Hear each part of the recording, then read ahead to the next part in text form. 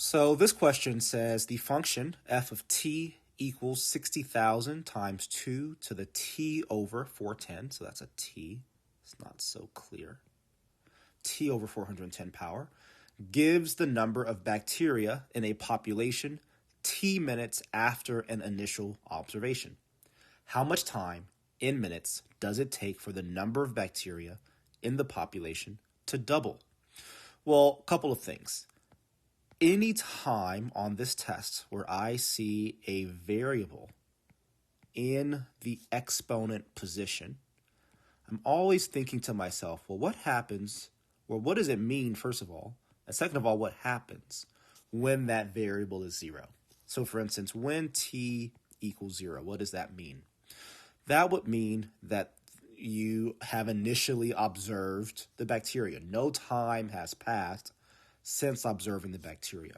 Now, what happens when t is 0 in this case? If I replace that t with a 0, 0 divided by 410, well, that whole thing is 0.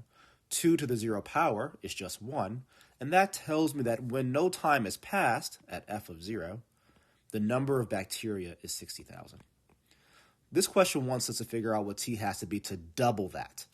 Well, I notice also that we already have 60,000 times 2. That would double it.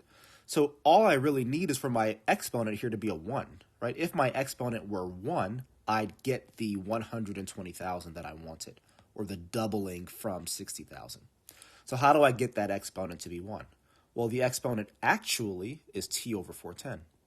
So the only way in which that would equal 1, right, is if t is equal to 410, right? So if t were equal to 410 minutes, we'd end up with 410 over 410, which is equal to 1, and that would place us in this scenario where we'd have 60,000 times 2, okay? So there's our answer. 410 is the value for t that would cause, or that represents the amount of time that has to pass in order for the bacteria population to double.